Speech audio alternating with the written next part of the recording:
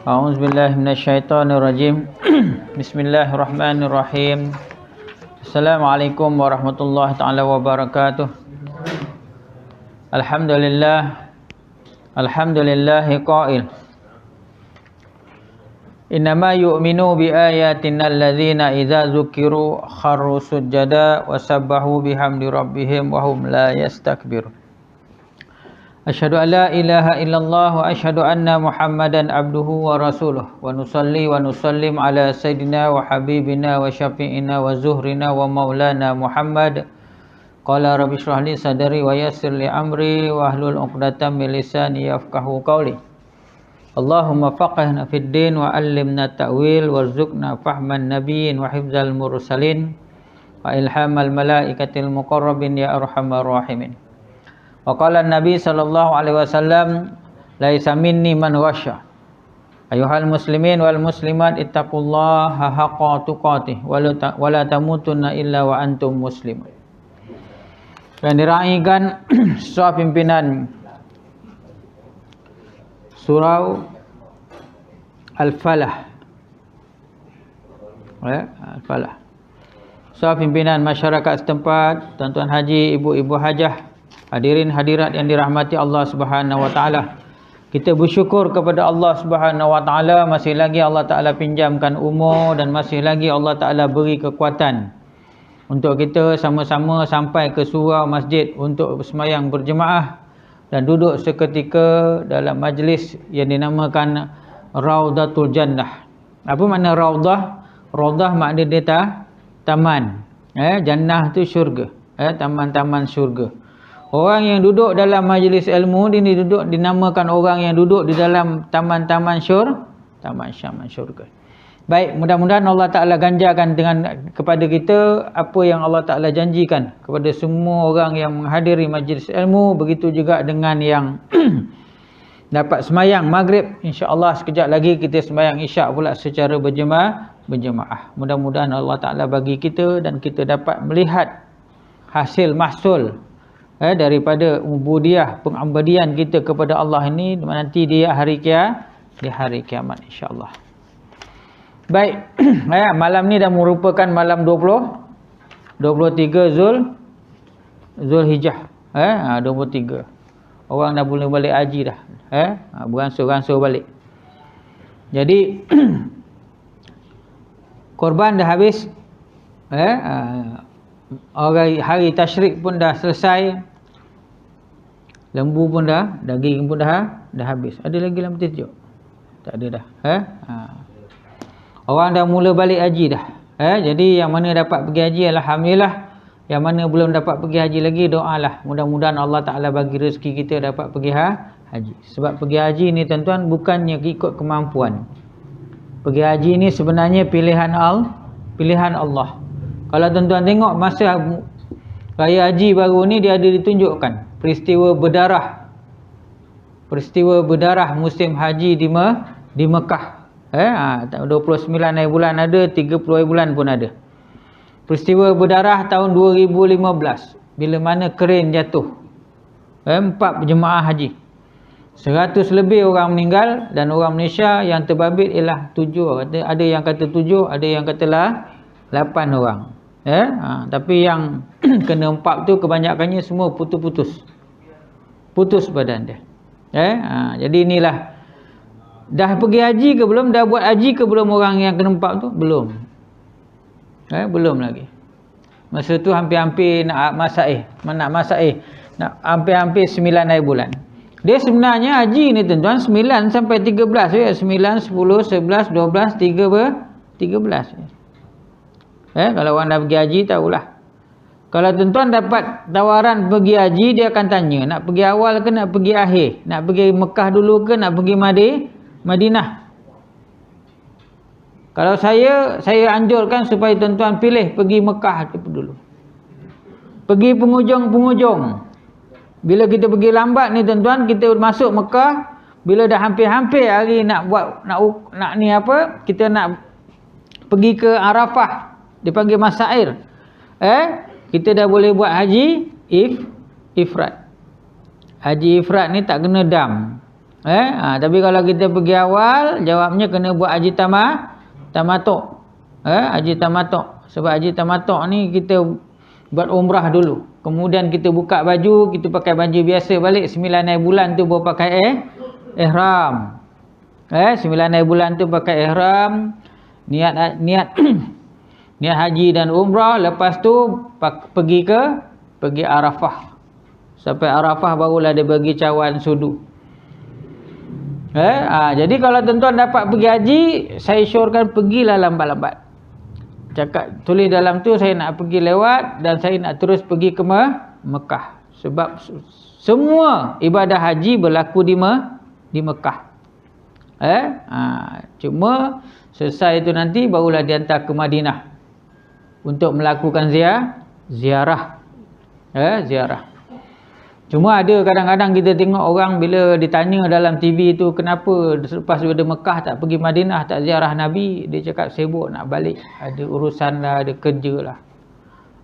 Terkilan lah saya kalau dengar jawapan macam tu. Sebab kita pergi ziarah Nabi ni tuan-tuan, di antara benda yang Nabi suka. Nabi sebut kalau kamu menziarahi aku, kubur aku seolah-olah sama kamu menziarahi aku ketika hidup.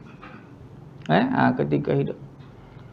Apalah besarnya sangat sibuk kita sampai tak sanggup, sampai tak ada masa nak menziarah Habibullah, kekasih Allah. Lama mana nak pergi daripada Mekah ke Madinah? Tak lama. Paling tinggi 5 jam. 5 jam ya. Nak ziarah Nabi tak ada masa. Orang Kelantan tu sanggup balik nak ziarah mak bapak dia 24 jam. Kita nak ziarah Nabi cakap tak ada masa lah, sibuk lah. Allahu Akbar. Tuan-tuan, kita pangkat besar mana pun pangkat kita, kita kena ingat satu hari besok di padang mahsyar kita memerlukan syafaat Nabi. Apa dia syafaat dia tu yang dinamakan syafaat uzma. Syafaat di mana memohon pertolongan Nabi SAW untuk mempercepatkan hisab. Pergilah ziarah sekejap. Dah ziarah lepas 2-3 hari tu nak balik baliklah. Orang banyak duit ni tuan-tuan, dia lain. Dia boleh pergi 8 hari bulan tu. Kemudian bila selesai aja 13 hari bulan tu, 14 hari bulan dia boleh pergi Madinah 2-3 hari, lepas tu balik. Kalau naik jet peribadi lah. Yang kita ni yang berlama-lamaan sampai 40 hari, 50 hari ni sebenarnya nak mengaturkan orang tu yang lama. Kita naik kapal terbang ramai-ramai satu hari sampai 20,000 mana boleh. Satu hari 8 jam paling tinggi pun dia boleh buat 4 trip 5 trip. Tu yang lama. Baik, mudah-mudahan kita doakan orang yang baru balik daripada Mekah mendapat haji yang mabrur insya-Allah. Kita menyambung pada kitab malam pertama di alam kubur, muka surat 80. Muka surat 80. Bagikan kitab tu. Muka surat 80. Terapi kerasnya hati. Buka muka surat 80. Nombor 3. Qala mu'allifu rahimahumullah maktub fi hadzal kitab. Terapi kerasnya hati. Terapi ni maknanya apa? Rawatan untuk hati yang keras. Siapa hati yang keras? Hati yang keras ni lah hati-hati kita lah. Hati kita ni keras tuan-tuan. Mengaji dah berpuluh-puluh tahun dah, dengki ada lagi. Hati kita ni, termasuk hati yang bercakap ni, keras. Keras. Mengaji dah berpuluh tahun dah, ngumpat hari-hari lagi. Enggak? Mengaji dah berpuluh-puluh tahun dah. Mengaji kitab tasawuf, Minhajul Abidin, mengaji kitab penawar bagi hati. Ni pun mengaji tasawuf juga malam pertama di alam kubur. Tapi fitnah hari-hari kita buat. Hari-hari. Ni nak dekat musim pilihan raya ni, walaupun wilayah tak terbabit, kalau dapat Gambar-gambar TikTok ke yang bersabit dengan pilihan raya, tak tahu ujung pangkal, jangan forward. Dosa kering ke? Kalau tak nak baca, delete.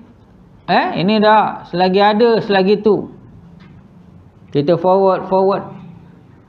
Ngaji berpuluh tahun dah, daripada janggut hitam sampai janggut putih. Daripada banyak rambut sampai dah botak dah. Bohong hari-hari juga. Sebab apa? Sebab hati manusia ni dipanggil, kalau ada kekotoran dia panggil zulumat. Zulumat. Allahu Akbar. Mudah-mudahan hati yang bersih itu Allah Ta'ala bagi rezekikan pada kita sebelum kita bertemu dengan Allah. Itu yang disebut la yanfa'u malun wala banun illa man atallah. Melainkan orang yang bertemu dengan Allah, illa man atallaha bil qalbin salim, dengan hati yang sejahtera. Nah, dapat hati yang sejahtera ni tuan-tuan, bagi bertemu dengan Allah dengan hati yang sejahtera ni, Nabi sebut ada 4 perkara. Pertamanya iman. Kena jaga iman ni yang Allah Ta'ala bagi ni. Sebab iman ni ada yazid wa yankus. Iman ni ada kalanya naik, ada kalanya turun. Bila naik, alhamdulillah. Bila turun, kenalah lawan. Itu iman. Itu yang kadang-kadang hilang, tak sembahyang subuh seminggu dah. Waktu tu iman jatuh. Malaslah rasa nak sembahyang. Sembahyang subuh malas lah. Balik daripada umrah, balik daripada haji, rajin. Bilal belum sampai, dia dah sampai dulu. Dia pula tanya, mana Bilal? Itu dinamakan wayangkus, iman yang turun. Kena lawan. Kena lawan. Sebab apa? Sebab bila ada waktu-waktu dan ketikanya, kita akan jadi malas bila mendapat khatir ataupun lintasan daripada syaitan. Syaitan kadang-kadang tanya, kau pergi sembahyang hari ni, apa kau dapat? Itu sebab ada seorang syekh. Orang tanya dia, ya syekh, dia seorang imam, apa yang kau dapat? Orang tu yang tanya tu kafir. Hari-hari dia tengok syekh tu melalui lintas pergi surau masjid. Dia cakap, ya syekh, apa yang kau dapat hari-hari kau pergi surau semayang, masjid semayang sampai 5 kali? Syekh tu cakap, aku, kalau kau tanya aku apa yang aku dapat, kalau aku sebut pun kau tak faham. Nak sebut pahala dia bukan gerti, dia orang kafir. Tapi kau tanya kalau aku, apa yang aku hilang? Banyak yang aku hilang, dia tanya. Apa yang kau hilang dengan kau semayang pergi balik? Aku hilang perasaan dengki, aku hilang perasaan tekanan, aku hilang daripada perasaan sombong, aku hilang daripada semua perasaan-perasaan yang tak elok kalau aku betul-betul sembahyang kepada Allah. Kalau kita sembahyang tapi masih lagi banyak sifat-sifat mazmumah ada dalam hati kita, maknanya kita ni sembahyang ada benda-benda yang masih tak betul. Tengah sembahyang ingat yang bukan-bukan. Iman ni tuan-tuan tu disebut mahal harga dia. Kena jaga iman ni. Yang kedua Nabi sebut ilmu. Lepas ada iman kena ada ilmu.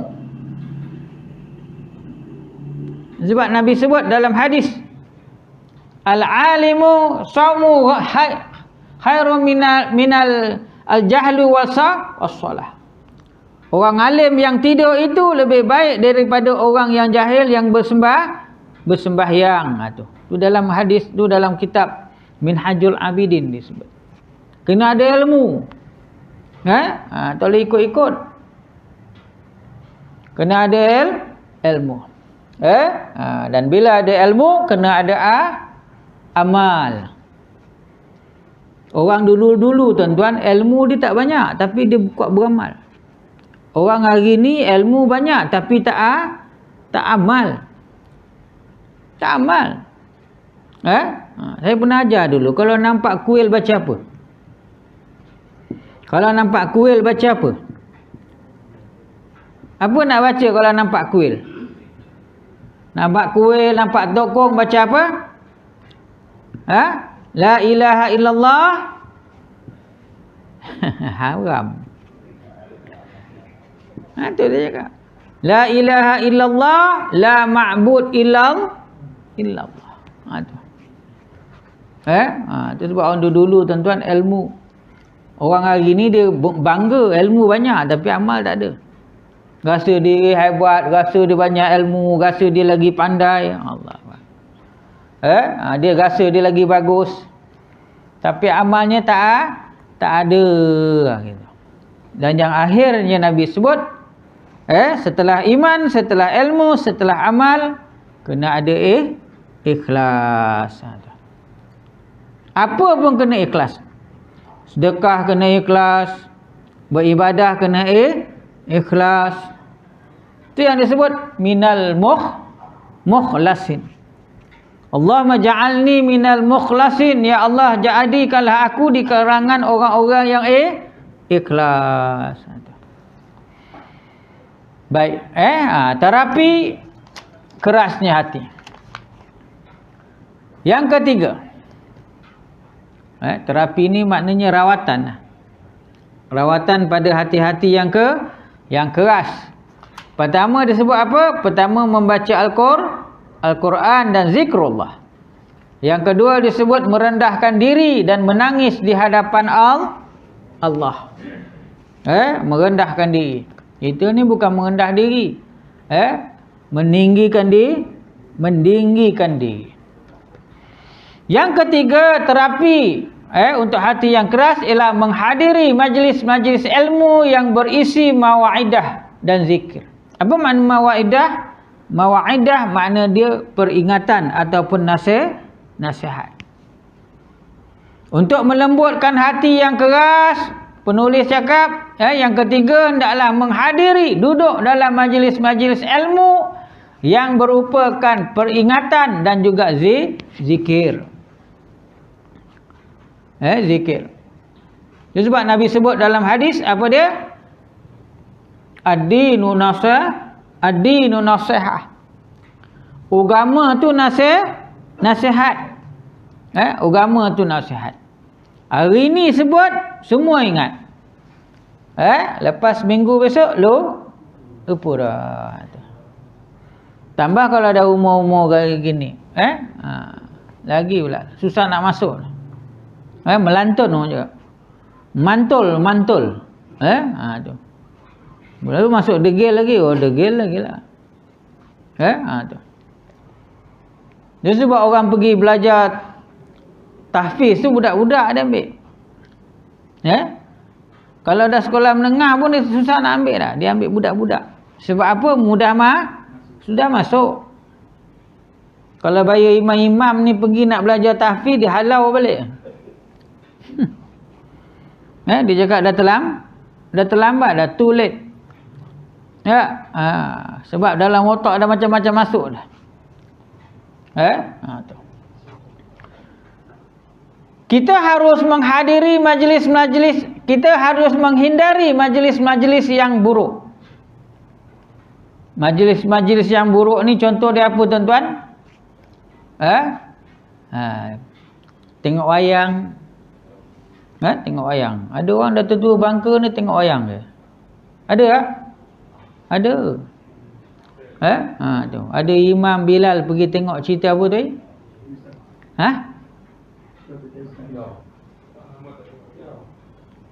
Apa tu cerita yang tu? Yang pendekar tu apa tu? Mat Kilau. Mat Kilau ke tengok M. Daud Kilau ke sama je. Tu. Dah tua pergi tengok wayang. Kan keluar kan jumpa perempuan pakai seluar pendek. Perempuan rambut kuning, rambut merah. Allah. Tu. Dia bila bercampur halal dengan haram jadi haram. Al halal bayyinun wal haram bayyinun. Tu. Lagi contoh lagi majlis buruk apa dia? Pergi fanfare. Allah Akbar. Allah Akbar. Kalau orang tua pergi fanfare buruk tu pun. Ada. Kalau lalu kat PD tu tiap hari ada fanfare. Ada. Fanfare. Kalau boleh pasar kalau tak perlu jangan pergi. Sebab disebut di antara tempat yang Allah Ta'ala paling tak suka ialah pasar. Tempat yang Allah Ta'ala paling suka ialah masjid. Masjid. Apatah lagi kalau ada pesta tari-tari menari, Allah Akbar. Tu. Sebab itulah yang menjadi faktor utama yang menjadikan hati mengeras dan rosak. Penulis ni cakap kalau pergi majlis-majlis yang tak elok tadi, itulah di antara faktor ataupun sebab menjadikan hati yang keras dan rosak. Hati yang keras dan rosak. Hati kalau keras dan rosak ni tuan-tuan, payah terima hidayah. Payah terima hidayah. Pergi surau, pergi masjid, tapi dengar benda-benda elok, masuk telinga kanan, keluar telinga kiri gitu.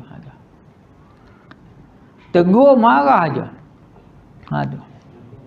Tegur marah aja. Secara umum kita harus berhati-hati untuk tidak mendodai hati kita dengan keburukan, sebab itu adalah virus ataupun penyebab utama berbahaya bagi hati. Penulis ni cakap kalau boleh jangan pergi langsung. Kita pula jadi penganjur. Tari menari lah, pesta lah, apalah.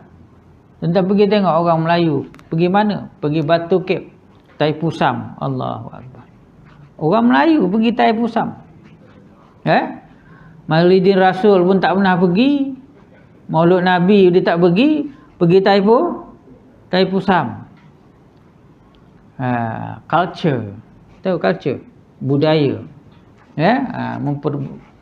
Culture kononnya. Tu.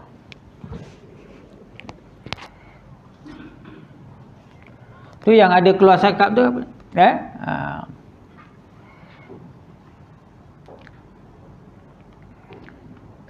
Semua itu tidak boleh dilakukan kecuali dengan berusaha mendapatkan rahmat Allah dan mendengarkan kisah orang-orang soleh.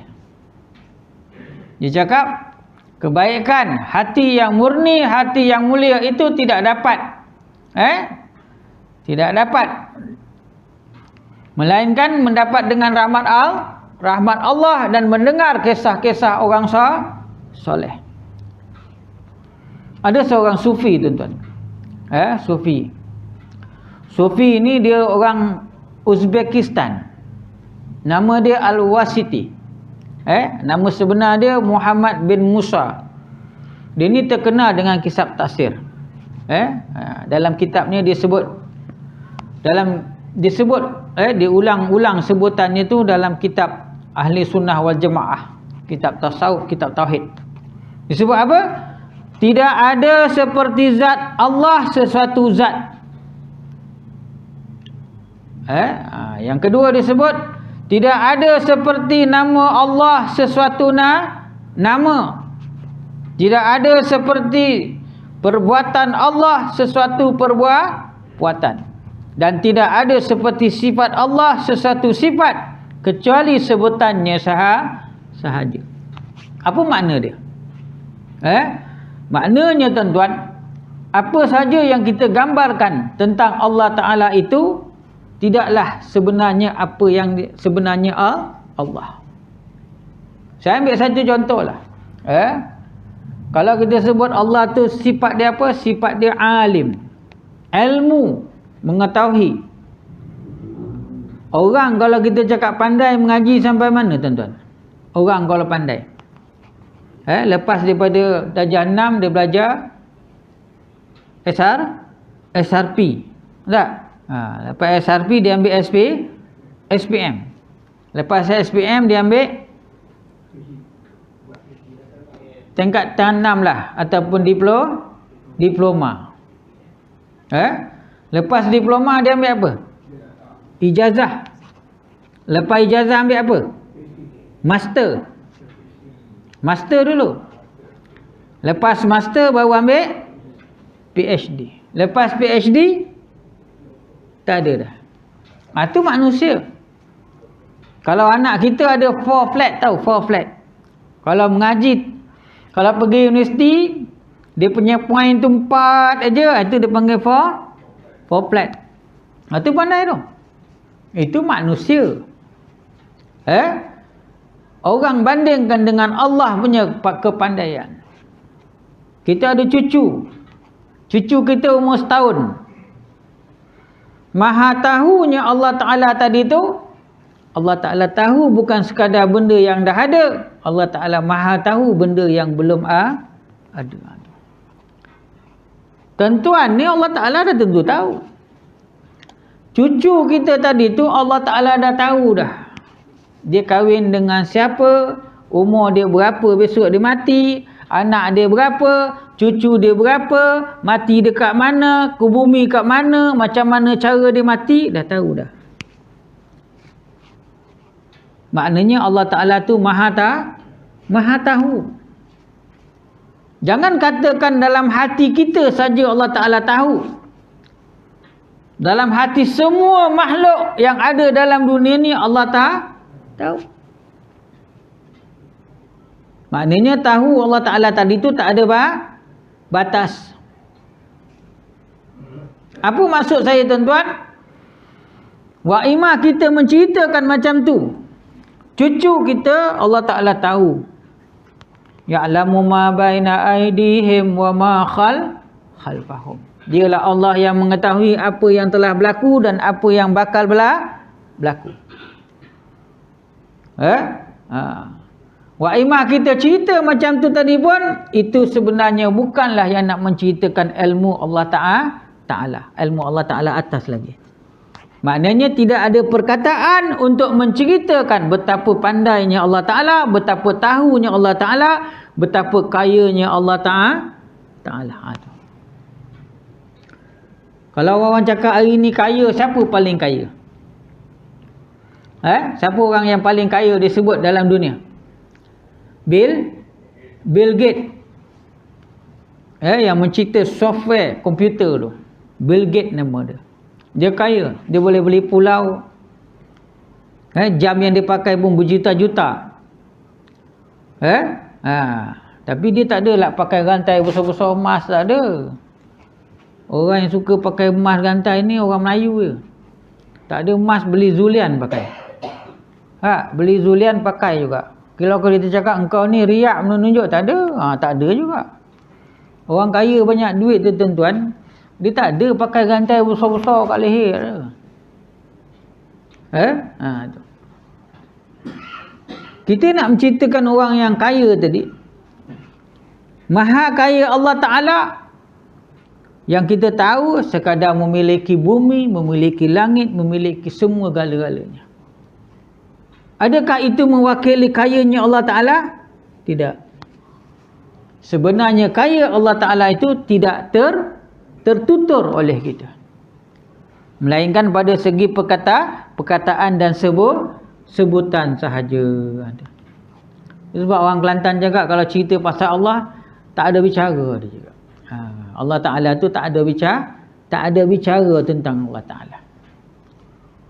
Nak kata Allah Ta'ala tu melihatnya Allah Ta'ala tu melihat di segala tempat melihat. Dan kita bercakap macam tu pun bukannya mewakili penglihatan Allah Ta'ala. Malah Allah Ta'ala tu maha kaya dan maha tahu dan maha melihat. Allah Ta'ala tahu dalam hati-hati kita hari ni. Dalam hati-hati kita. Itu sebab dia sebut kecuali sebutannya sahaja. Kita cerita. Cerita Allah Ta'ala tu maha mendengar, kita cerita Allah Ta'ala tu maha segala-galanya.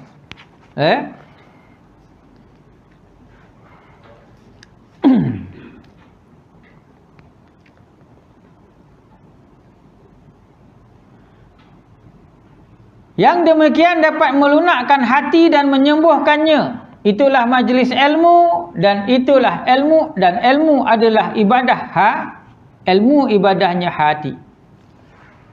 Jadi dia cakap kalau nak melembutkan hati yang keras, di antaranya ialah duduk dalam majlis-majlis ilmu yang memperingatkan kita. Saya datang sekali sebulan gini, bila cerita-cerita gini ingat. Nanti lepas 2-3 hari duduklah ustaz lain nak cerita tentang penawar bagi hati pula, ingat lagi. Datanglah ustaz lain cerita pasal tauhid, ingatlah bab tauhid. Macam tu. Datanglah ustaz lain cerita bab tajwid, ingatlah bab tajwid. Gitu. Pusing gitu, akhirnya sampailah mati. Maknanya kena belajar sampai bila?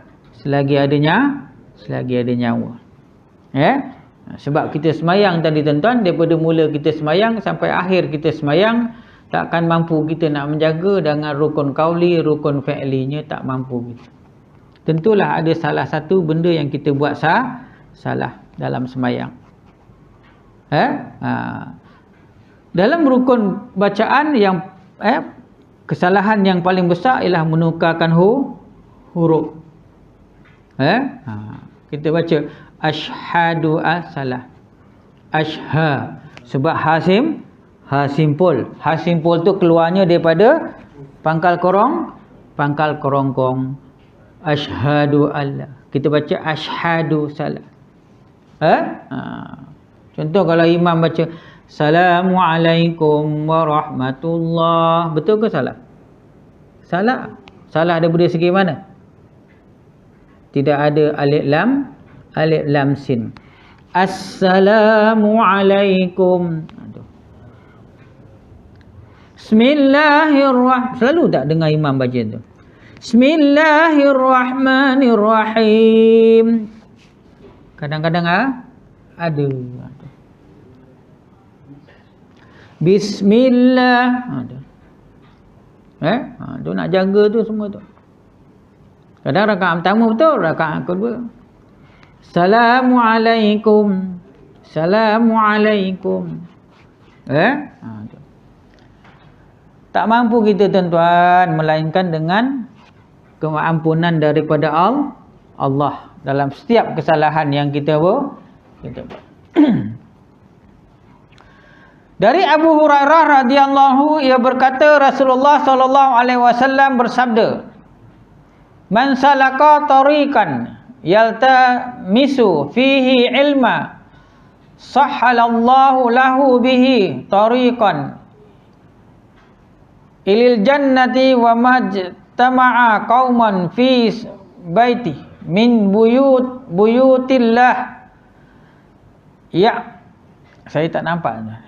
Yatluna kitaballahi wa yazada rasuluh bainahum illa nazalat alaihimus sakinah wa ghashiyatuhumur rahmatu wa haftuhumul malaikatu wa zakarahumullahu fi man indah. Barang siapa menempuh jalan untuk mencari ilmu, nescaya Allah akan memudahkan baginya jalan menuju syurga. Barang siapa menempuh jalan untuk mencari ilmu, nescaya Allah akan memudahkan baginya jalan menuju syurga. Jalan menuju syurga yang paling ramai orang tak lepas ialah jalan mana tuan? Titian sirat. Titian sirat. Disebut dalam hadis 1000 yang melintas, 1 orang yang lepas. 1000 ramai tak? Ramai. Ramai. Stadium Bukit Jalil tu boleh masuk berapa puluh ribu? 80,000 katanya. Hari ini, malam ini 80,000 membanjiri Stadium Bukit Jalil. 80,000. Daripada ramai-ramai 80,000 tu tuan-tuan bayangkan berapa orang yang lepas masuk syurga?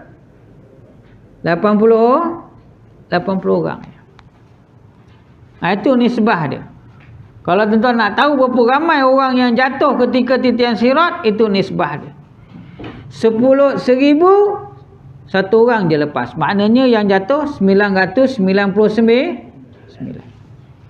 Kalau dalam stadium tu ada 80,000, disuruh 80,000 tu melintas titian sirat, daripada yang ramai-ramai dalam stadium tadi, cuma yang 80 orang saja lepas sampai ke syurga. Ramai tak 80,000? Ramai.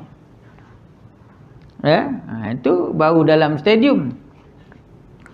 Tuan-tuan bayangkan satu umat, daripada umat Nabi Adam sampai umat yang jumpa kiamat, setiap 1,000 seorang je lepas. Tu. Sebab selalu kita kena doa dengan Allah Ta'ala, ya Allah, ya Tuhanku, permudahkanlah aku bagi meniti titian siratmu, ya Allah. Tu.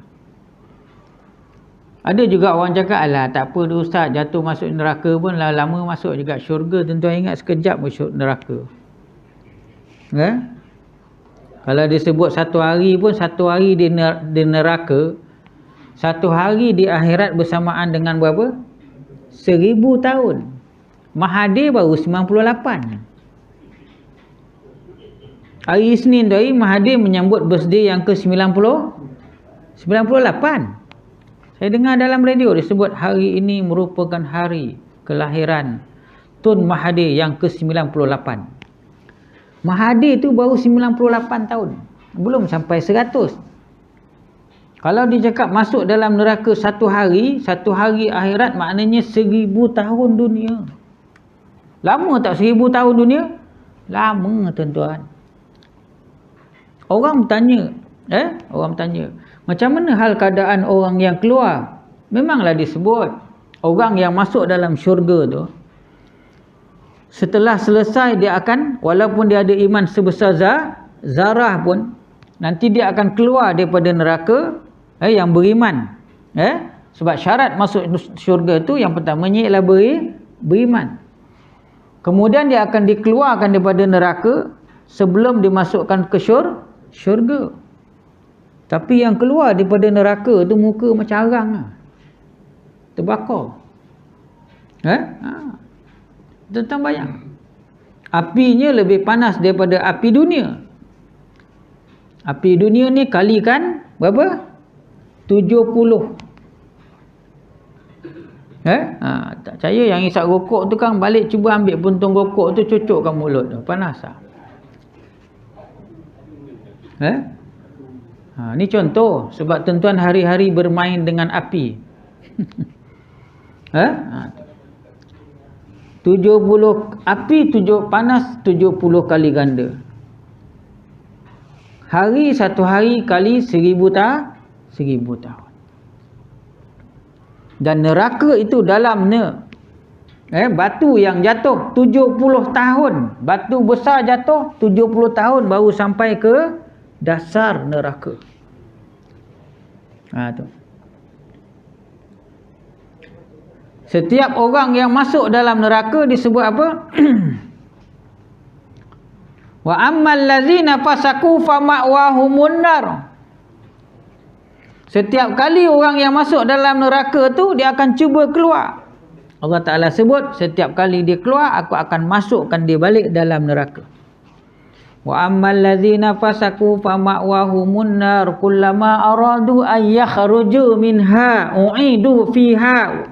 Aku akan masuk, u'idu fiha wa qila lahum zuqu azaban nar allazi kuntum bihi tukadzibun. Orang yang masuk neraka tu tuan-tuan, dia akan cuba keluar. Setiap kali dia nak cuba keluar, Allah Ta'ala cakap, aku akan masukkan dia balik dalam neraka, biar dia rasa betapa panasnya api neraka yang dia dustakan dulu semasa hidup dekat dunia. Tu main-main cakap, alah masuk neraka dulu tak apa, nanti masuk syurga cantik. Tu.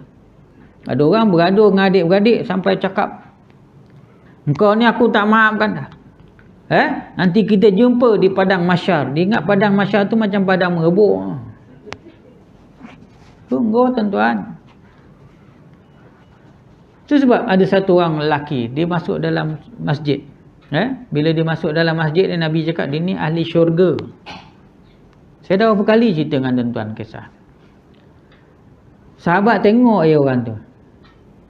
Lepas tu selang 3-4 hari lagi, lelaki tadi masuk lagi. Nabi cakap dia ni ahli syurga. Salah seorang sahabat yang dengar cerita Nabi cakap tadi tuan-tuan, berpura-pura jadi musafir. Pergi tidur rumah sahabat tadi. Ini berapa bulan tuan-tuan? Ini berapa belas?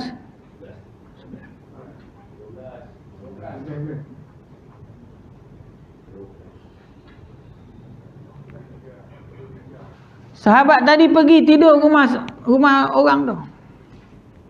Orang yang Nabi cakap dia ni ahli syurga tu, sahabat pergi rumah dia, pergi tidur. Dia cakap dengan sahabat tu, wahai sahabat aku ni, dia cakap aku ni nak tumpang tidur, aku orang luar. Kalau nak tumpang tidur bolehlah. Orang Arab ni tuan-tuan, kalau kita nak pergi rumah dia tidur, dia suka. Sebab setiap kali orang musafir keluar daripada rumah, dia akan membawa segala perkara-perkara tak elok, penyakit ke apa ke dalam rumah. Itu ajaran Islam. Dia cakap tak apalah, kalau kau nak tidur, tidurlah. Dia tidur 3 hari. Bila dia tidur 3 malam tuan-tuan, kemudian dia tengok tak ada apa. Dia balik dia jumpa Nabi balik. Dia cakap, ya Rasulullah, aku dah pergi tidur rumah orang yang kau cakap ahli syurga ni. Habis tu aku tengok tak ada apa pun dia buat. Dia tak adalah bangun tengah malam sembahyang tahajud sampai berpuluh-puluh rakaat, baca Quran banyak-banyak, lepas tu puasa, tak ada je. Habis tu dia biasa je. Nabi cakap, kau nak tahu apa amalan dia menyebabkan dia ahli syurga, kau pergi tanya dia balik. Dia pergi balik jumpa tanya orang tuan-tuan. Dia cakap, ya akhi, dia cakap. Akhi ni maknanya saudara aku. Kalau nak belajar bahasa Arab sikit boleh, ya akhi. Kaifa haluka ya akhi. Dia cakap, ya saudara aku, apa dia amalan kau yang menyebabkan Nabi kau masuk syurga? Dia cakap, aku tidak pernah menyimpan dendam. Itu satu.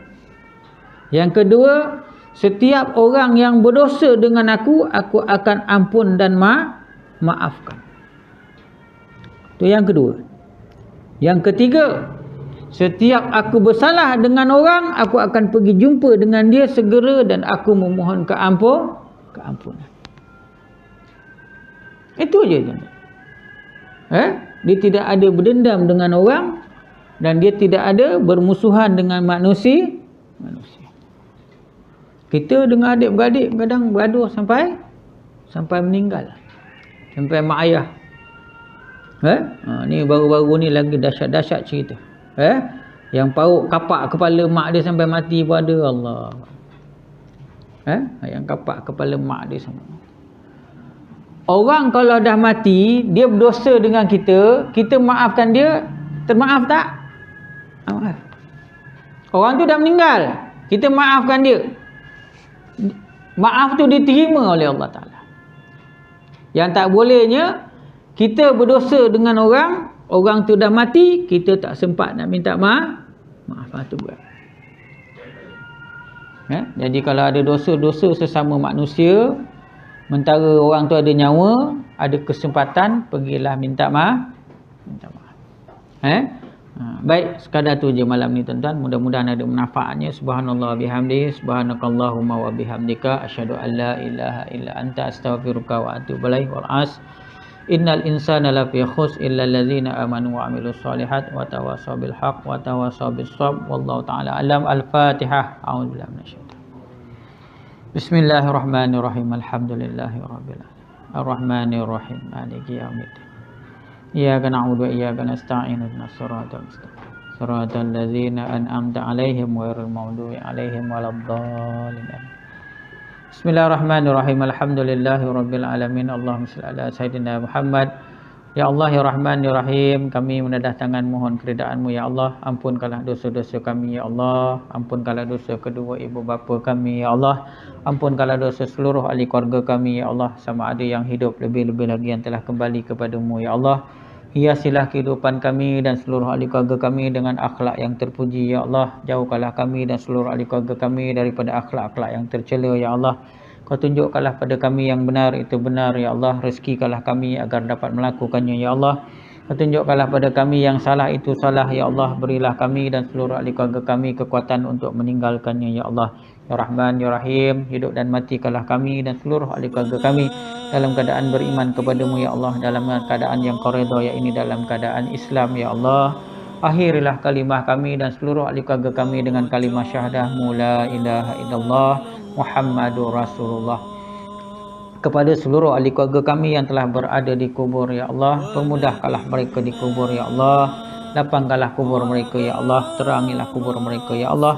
Kau tukarkanlah lubang kubur yang sempit kepada taman-taman syurga yang penuh dengan kenikmatan, Ya Allah. Kami khususkan doa ini buat kepada kedua ibu bapa kami, pasangan kami, anak menantu kami, ahli keluarga terdekat kami dan seluruh muslimin muslimat, Ya Allah.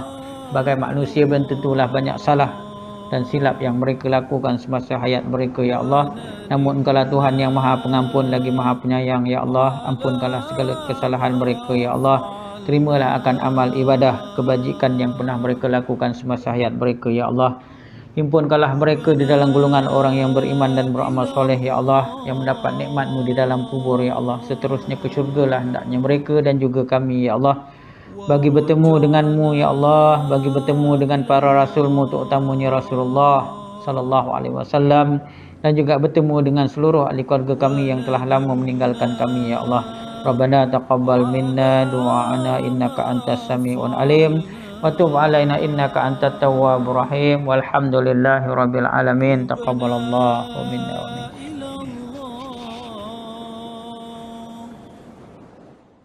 ورجعنا إلى الله